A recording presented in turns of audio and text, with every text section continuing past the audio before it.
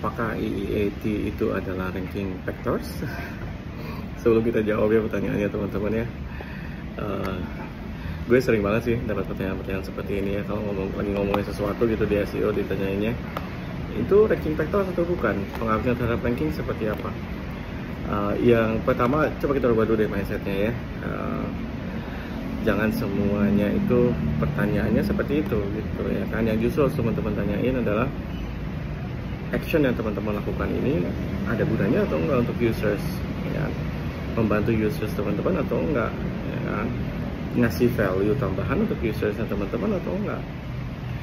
Secara umum menurut gue itu yang lebih penting untuk ditanyakan sama kita orang-orang SEO gitu ya. Karena apapun action yang kita lakukan, apapun pekerjaan yang kita jalankan di SEO, tujuan akhirnya adalah untuk users kita. Apakah kita bisa memberikan pengalaman yang terbaik untuk users kita atau enggak ya kan?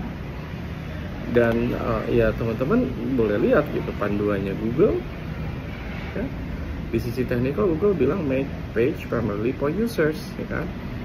Halaman-halaman yang kita publish, halaman-halaman yang kita punya di asetnya kita, buat supaya tujuan utamanya adalah untuk users. Di konten, apalagi Google kemarin baru launching helpful content update ya kan. Google bilang people first mindset.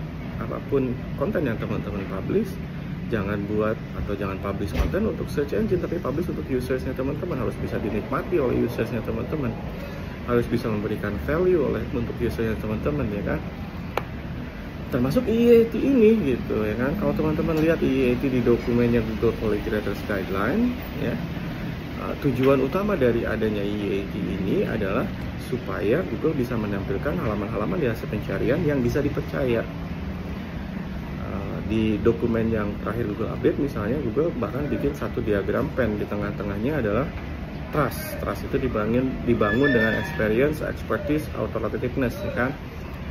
Jadi apapun yang teman-teman lakukan, terutama di konten yang teman-teman punya ya kan, yang terkait dengan EEAT ini, tujuan akhirnya adalah supaya kontennya teman-teman bisa dipercaya oleh audiens yang akan membaca konten tersebut ya kan. Dan ini penting untuk Google karena Google tidak mau menampilkan konten yang hoax misalnya ya kan. Expertise ya kan, experience, authoritativeness ya kan, dan trustworthiness. Ya, kita coba lihat deh satu-satu ya kan. Yang experience misalnya di beberapa type of konten ya memang ini penting gitu untuk membangun kepercayaan. Misalnya teman-teman publish konten yang bentuknya adalah product review ya kan. Experience-nya teman-teman menggunakan produk itu harus kelihatan ya kan, karena Google pengennya nampilin product reviews yang benar-benar hasil review gitu, bukan hasil ngopi punya orang ya kan. Tunjukin bahwa teman-teman pernah pakai produknya, punya fotonya, punya videonya dan seterusnya. Experience juga penting, misalnya di konten-konten yang berkaitan dengan kesehatan ya kan. Kalau bicara soal masalah kesehatan misalnya, Google pengen bahwa yang ngomongin soal itu adalah orang-orang yang memang punya experience menangani masalah tersebut. Bukan gue yang tiba-tiba ngomongin soal kesehatan jantung, nggak akan masuk gitu loh teman-teman ya. Expertise juga seperti itu ya kan. Expertise akan membantu users untuk percaya terhadap kontennya. Tunjukkan bahwa teman-teman punya expertise di area tersebut ya kan. Mau itu yang menulis ya, atau website teman-teman secara keseluruhan, harus kelihatan bahwa teman-teman yang punya expertise di sana ya kan. Konten-konten yang sebelumnya dipublish seperti apa dan seterusnya. Dan yang terakhir, yang ketiga, authoritativeness ya kan. Ya, yang menulis soal konten-konten tertentu memang harus punya authority untuk menulis di